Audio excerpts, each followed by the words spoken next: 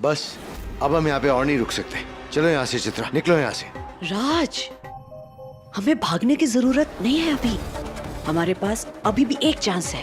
कौन सा चांस चित्रा? राज, तुमने सुना नहीं? राजेंद्र भाई साहब ने कहा है हालात अभी भी नाजुक हैं।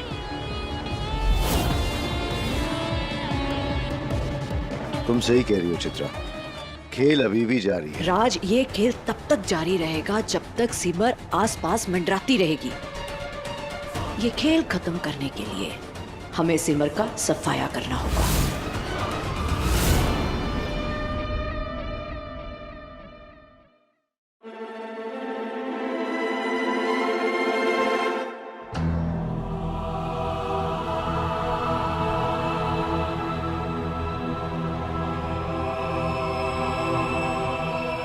ये क्या? आप सब अभी भी मायूस हैं।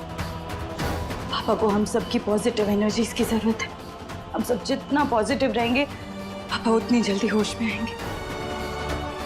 आरव जी, आप देखना, माता रानी जल्द से जल्द पापा को होश में ले आएंगी।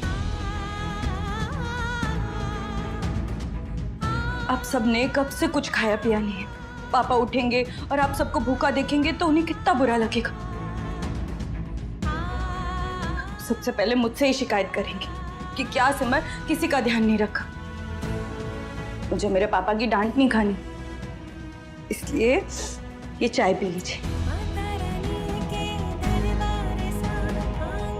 पेट भरा रहेगा तो हर मुश्किल से लड़ने की ताकत मिलेगी। और पापा भी तो फाइटर है ना, बिल्कुल हीरो की तरह जल्दी से उठ जाएंगे। अब सब देख।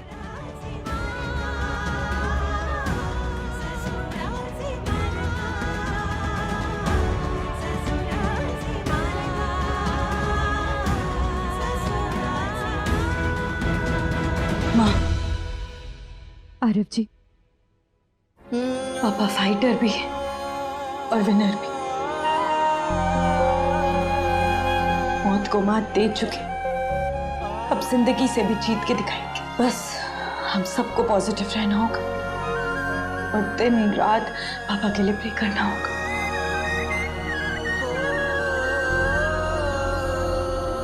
है ना माँ? है ना बड़ी माँ?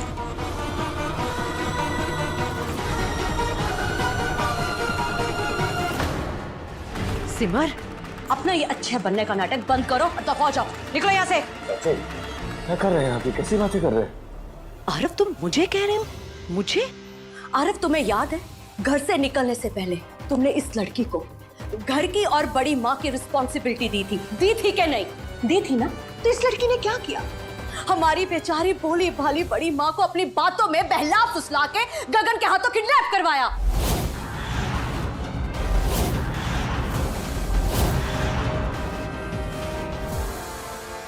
और फिर बेचारी बनकर बड़े भाई साहब को वहां अकेले बुला लिया।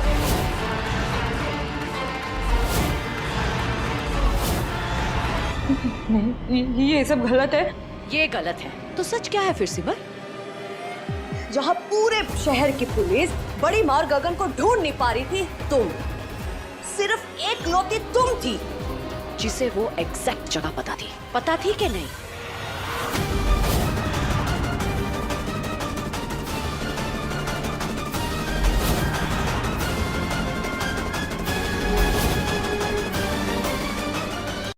क्या हुआ? बोलती बंद हो गई? जी, हर हाथ से इत्तेफाक नहीं होते, वो साजिश होते हैं, साजिश। आरव, किसी के प्यार और नाटक में इतने बिना अंधे हो जाओ कि तुम्हें सही और गलत का फर्क नजर ही ना आए। यहाँ बात बड़े भाई साहब की जिंदगी और मौत की हो रही है, उनकी जान तक बनाई है। और ये वक्त इमोशनल होकर सोचने का नहीं है, ये बात हमारे परिवार की है। सुना तुमने? हमारे परिवार की है। आरव जी, ये गलत है। ये पूरी सच्चाई नहीं है आरव जी। माँ मेरा यकीन कीजिए, ये सच नहीं है। मैं बस ये कहना चाहती थी।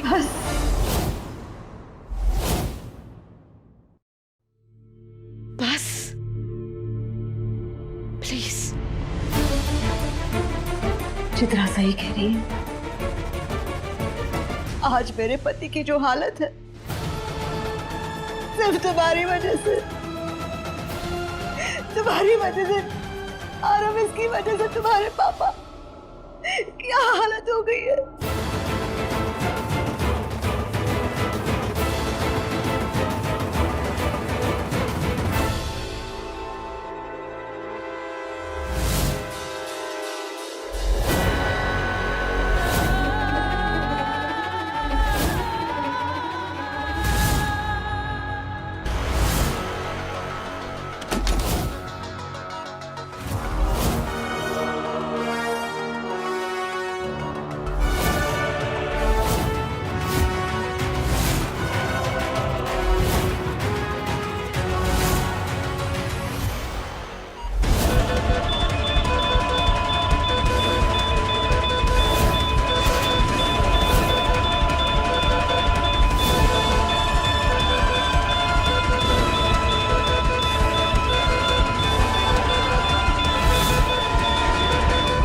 माँ माँ बैठिए माँ।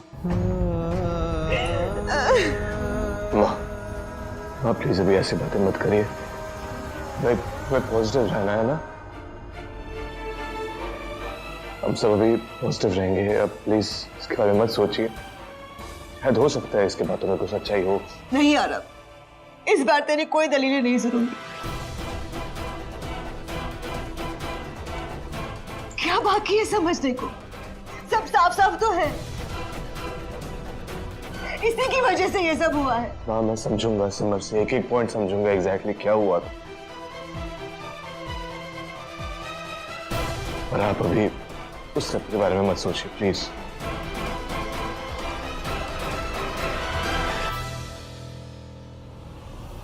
सिमर देखो, ये बात तो साफ है कि पापा को तुमने फोन करके बुलाया था ना?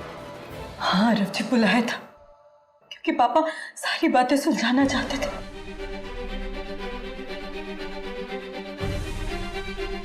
उन्होंने मुझसे वादा किया था रव जी, वो अपने परिवार के लिए सब कुछ ठीक करना चाहते थे।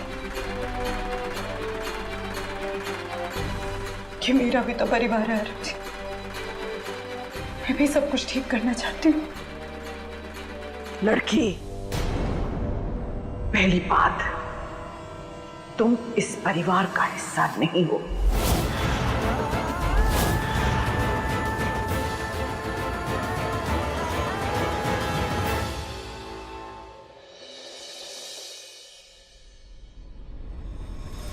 क्योंकि अगर तुम इस परिवार को सही मायने में अपना परिवार मानती तो आज हमारा बेटा गजेंद्र आईसीयू के बेड पर जिंदगी और मौत से इस तरह आंख में चुली नहीं खेल रहा होता।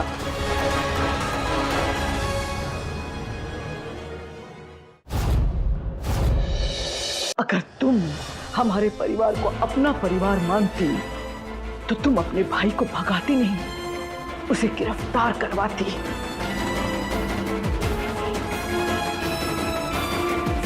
अदिति को, गजेंद्र को, हमारे ओसवाल खानदान को इंसाफ दिलवाती।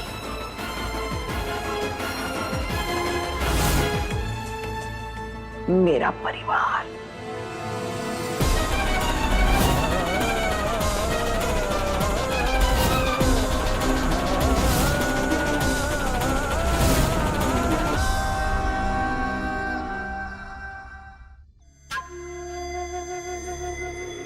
बड़े भाई साहब को वहां अकेले जाना नहीं चाहिए था।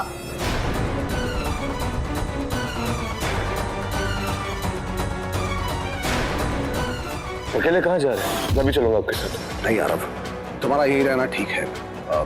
तुम इन लोगों के साथ मिलके पूछताछ करो, आसपास पता करो, जैसे कुछ पता चले मुझे बताओ।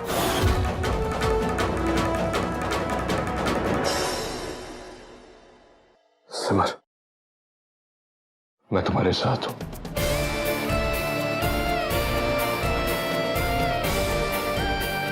ओके, लेकिन इस वक्त तुम्हें यहां से जाना चाहिए।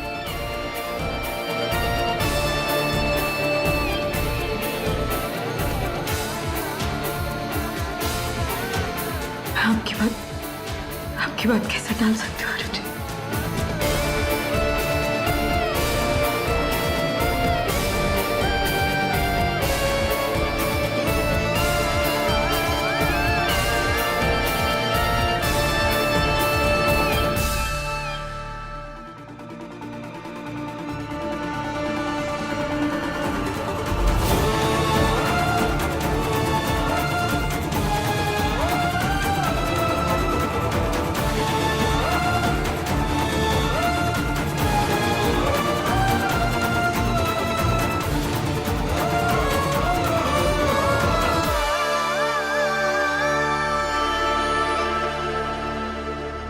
सिस्टर, मैं आप ही के पास आ रही थी।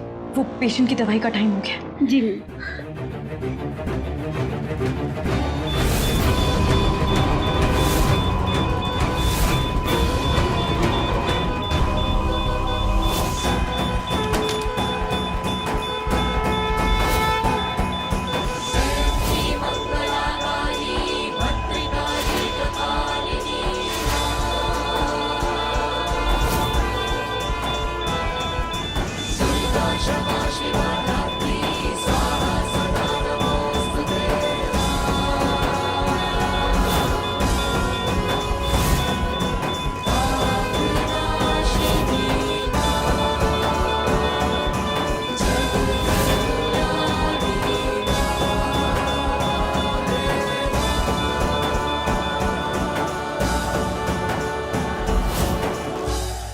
ये ऑक्सीजन सप्लाई एकदम जीरो कैसे हो गई?